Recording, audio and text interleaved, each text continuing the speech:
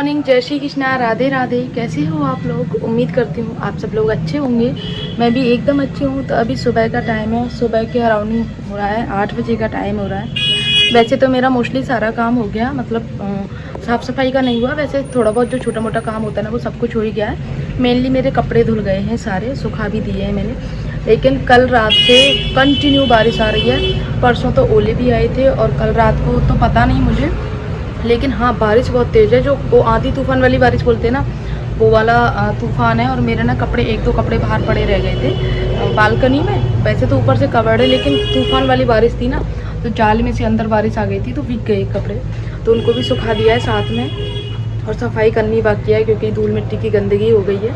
और जो एक चीज़ मैं आप लोगों को बताना चाह रही थी, बोलना चाह रही थी, सॉरी, कि हमारे जो किसान होते हैं ना वो इसी का इंतज़ार करते हैं। मतलब पूरे 6-7 महीने मेहनत करते हैं वो, और सिर्फ रिज़ल्ट का इंतज़ार करते हैं कि रिज़ल्ट जो आता है ना वो उनके लिए ऐसा हो कि बैसाख का जो महीना होता है ना उसमें वो इंतज़ार करते हैं कि हमारा बैसाख का महीना अच्छा हो। लेकिन ज़्यादातर मैंने अक्सर नोटिस किया है कि बैसाख के महीने में ही जब फसल तैयार हो जाती है ना, चाहे सरसों की हो चाहे गेहूँ की हो, और मोस्टली जब जब कटने वाली कंडीशन में होती है कि अब पक चुकी है, कटेगी, या जिनकी कट चुकी है, रखी हुई है, तभी ये वाली बारिश आती है, आंधी तूफान वाली। अब इसका क्या रीज़न है नहीं पता, लेकिन वैसे जो नॉर्मल लोग हैं ना जिनके पास खेत नहीं है उन पे तो शायद इतना फ़र्क नहीं पड़ता।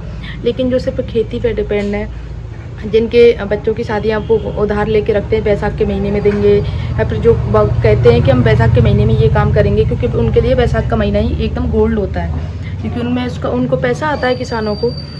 तो सब कुछ बर्बाद हो गया है। हमारे यहाँ की कंडीशन ऐसी है, 2 दिन से कंटिन्यू ओले आए हैं और आंधी तूफान वाली बारिश इतनी ज़बरदस्त। और हमारे यहाँ पे ना सारी फसलें खड़ी हैं, मतलब पकी हुई खड़ी हैं। सिर्फ 1-2 खेतों की मैं आई थी ना मायके से उस दिन की बता रही हूँ। अभी 4 दिन हुए हैं शायद, मुझे 3-4 दिन हुए हैं, तब सब खेतों में खड़ी हुई थी फसल। तो इतनी जल्दी किसी की कटी नहीं होगी। तो भाई बहुत नुकसान हुआ है हमारे यहाँ पे, बहुत ज़्यादा। तो बस ऐसा किसी के साथ में भी ना हो, क्योंकि किसान से ही हम लोग हैं। क्योंकि जब किसानों के पास पैसा होता है ना तभी जाके फिर पूरा उसमें घूमता है। क्योंकि किसानों की अगर गेहूँ सरसों ये सारी चीज़ें फिर अगर पैदा नहीं होंगी तो फिर ये सारी चीज़ें महंगी होंगी, और उनका ना हर किसी पे फ़र्क पड़ता है। तो बहुत सारे किसान ऐसे परेशान हैं। मैंने ना न्यूज़ में भी देखा था कितने ज़्यादा रो रहे थे ना, 1-2 औरतें तो ऐसे रो रही थी बहुत ज़्यादा। तो ज़रा ये हमेशा ही होता है, हर 2 साल में 3 साल में ऐसा नुकसान होता है जो जिसकी भरपाई नहीं हो पाती है। तो गाइस आज संडे है, बच्चों की छुट्टी है, तो दोनों बच्चे अभी सो रहे हैं, क्योंकि रात को हमने धुरंधर 2 मूवी देखी थी। क्योंकि सिग्नल नहीं आ रहे थे ना टीवी में, तो सोचा मोबाइल से कनेक्ट करके लगा लेते हैं। तो मोबाइल से टीवी में कनेक्ट करके देखा था। अभी तो आधी देखी थी क्योंकि 2.5 घंटे की थी, और आधी और रह गई है। तो इसीलिए बच्चे अभी तक सो रहे हैं। जब बच्चे उठ जाएंगे तो फिर मैं काम शुरू करूँगी। और स्वरा ने बोला था मम्मा मेरे लिए ना कल राजमा चावल बनाना। अब ऐसा मौसम है, उसको राजमा चावल कैसे बनाऊँ? मैं राजमा भिगोना भी भूल गई मैं। चावल आज बनाऊंगी नहीं, क्योंकि ठंड का मौसम है, बारिश अभी भी कंटिन्यू आ रही है। तो फिर भी उसको स्पेशल कुछ बनाना है, संडे है उसके लिए। तो पहले मैं अपने काम कर लेती हूँ, फिर मिलते हैं। और गाइस ये देखो बच्चे सो रहे हैं दोनों। छुट्टी वाले दिन ना आराम से सोते हैं, इन्हें किसी चीज़ की टेंशन नहीं रहती। जब स्कूल रहता है तो ये जल्दी उठ जाते हैं। तो लाइट खोल के देखा तो ये अभी गहरी नींद में सो रहे हैं। तो चलो इनको सोने देती हूँ थोड़ी देर और, जब तक मैं अपना काम फिनिश कर लेती हूँ। अब जब बेडशीट बिछाने बैठती हूँ ना तब याद आता है कि पिलो कवर ये इस वाली पिलो का फट गया है। क्योंकि बच्चे टीवी वगैरह देखते हैं तो फिर आपस में लड़ाई करते हैं या पैर वगैरह चला के, तो बेडशीट ये कवर फट गया है, इसको सिलूँगी। और जब सिलाई मशीन रखती हूँ ना तब मुझे याद नहीं आता। और जब सिलाई मशीन का काम नहीं रहता, जब मैं ना क्या करती हूँ, सिलाई मशीन का काम नहीं रहता ना तो उसको पैक करके रख देती हूँ। बच्चे छेड़ते हैं इसीलिए, तो फिर एक काम के लिए अर्जेंसी में लेके नहीं बैठ सकती कि ज़रा सा कुछ फट रहा है उसको सिलने के लिए बैठ जाऊँ। प्रॉपर लेके बैठना पड़ता है, और फिर अंधेरे में दिखता भी नहीं है, बाहर ही निकाल के मशीन को तब जाके बैठना होता है गाइस। ये वाली बेडशीट है ना किंग साइज बेडशीट है, जो बहुत बड़ी है। तो इसको ना अंदर ऐसे फोल्ड करने में भी बहुत वो होता है कि बहुत अंदर तक इसको दबाना पड़ता है, तब जाके प्रॉपर सेट होती है। तो मैं कॉम की हेल्प से इसको सेट कर देती हूँ, जिससे अच्छे से बिछी रहती है, फैलती भी नहीं है। और फैलने का तो ये है, बच्चे जब आते हैं स्कूल से खेलते कूदते हैं और फिर यहीं खाना पीना वगैरह सब कुछ यहीं होता है, नाश्ता वगैरह।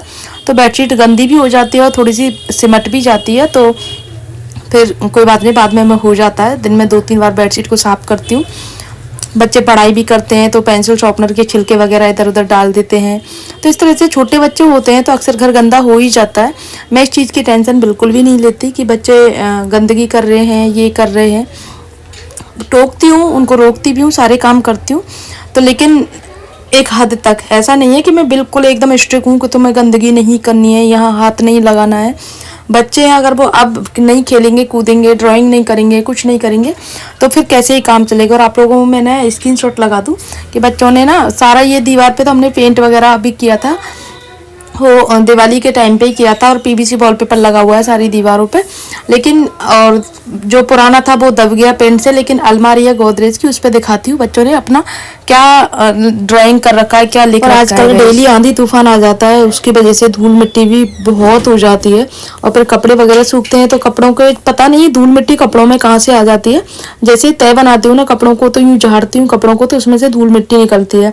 इसलिए मेरी कोशिश यही रहती है कि ज़्यादातर कपड़ों की तय मैं बालकनी में ही बना लूँ, पर्दे वगैरह ऐसे खींच के, तो जिससे धूप नहीं आती है। और आजकल पता है ना, अभी तो ठीक है मौसम, लेकिन जब थोड़ी सी हल्की सी गर्मी हुई थी तो बिल्कुल बालकनी में 10 बजे भी ऐसा लगता था जैसे कितनी तेज धूप में खड़े हुए हैं।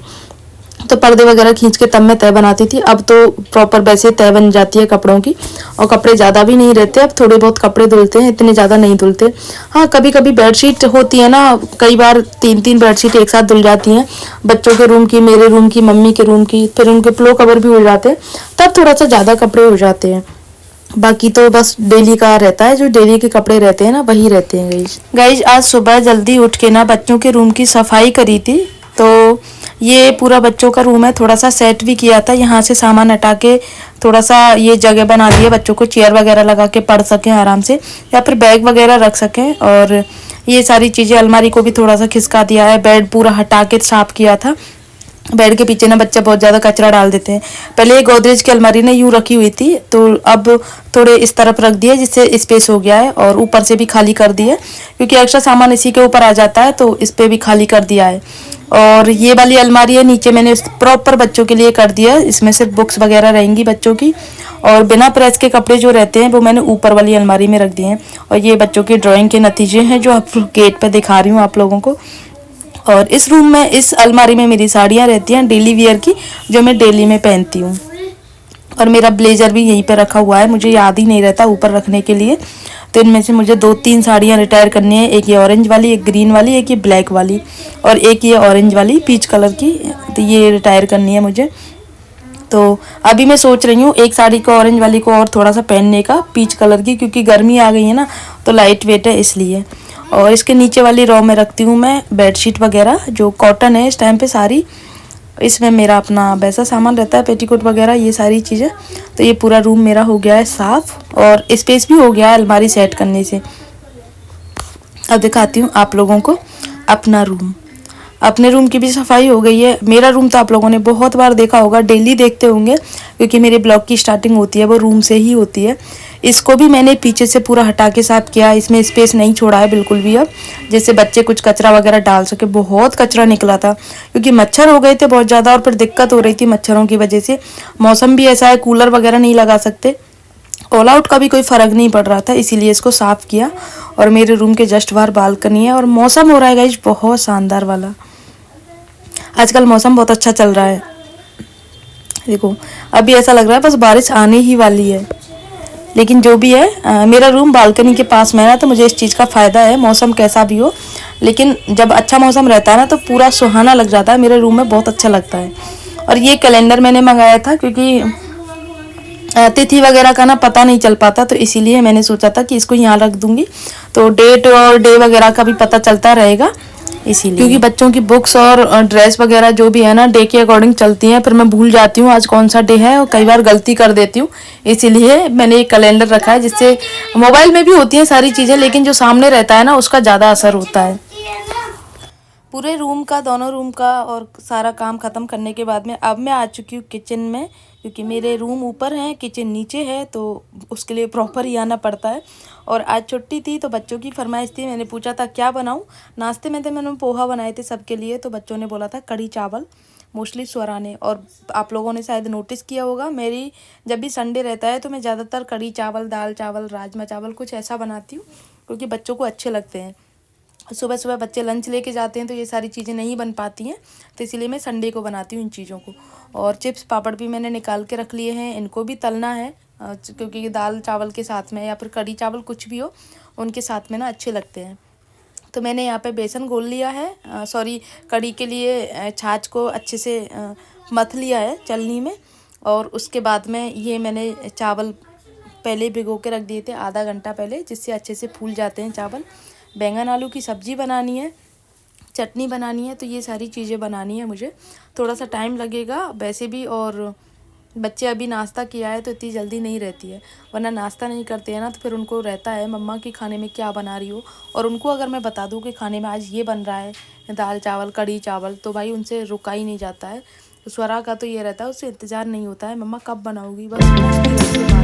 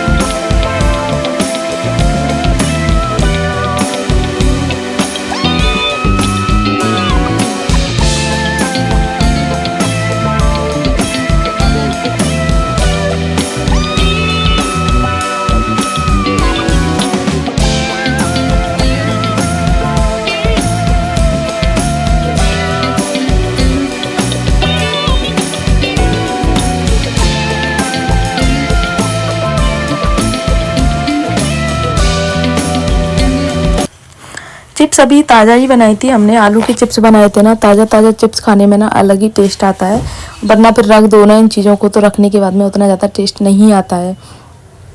तो अभी तो मैं डेली ही तलती हूँ, एक दिन छोड़ के एक दिन चिप्स पापड़, जिससे ताज़ा ताज़ा सारे पापड़ उठ भी जाते हैं, सब लोग खा भी लेते हैं। तो अभी मैं इनको पॉलीथीन में भर के रख दूँगी मसाले डाल के, नमक मिर्ची और कुछ भी ऐड नहीं करूँगी।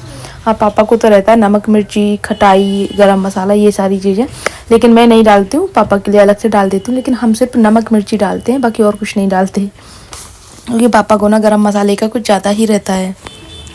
और मैं जब भी खाना बनाती हूँ ना, दाल वगैरह कुछ भी, तो मैं मसाला सारी चीज़ें ऐड करती हूँ गरम मसाला वगैरह, लेकिन फिर भी पापा अलग से खटाई और मसाले दोनों ही अलग से डलवाते हैं। जैसे खाना कुछ भी बनाऊँ, दाल बनाऊँ, मोस्टली दाल ही रहती है सुबह के टाइम, तो उसमें गरम मसाला ऊपर से डलवाते हैं और बोलते हैं मेरे लिए गरम मसाला लिया, जैसे नमक डालते हैं ना वैसे गरम मसाला डलवाते हैं। और गाइस ब्लॉग को करती हूँ यहीं पर एंड। आई होप आप लोगों को अच्छा लगा होगा। अच्छा लगे हो तो प्लीज़ वीडियो को लाइक कर देना, शेयर कर देना और कमेंट कर देना। ऐसे ही अच्छे अच्छे ब्लॉग्स के लिए आप मुझे फॉलो कर सकते हो, सब्सक्राइब कर सकते हो और शेयर भी कर सकते हो। मिलते हैं नेक्स्ट ब्लॉग में, तब तक के लिए बाय।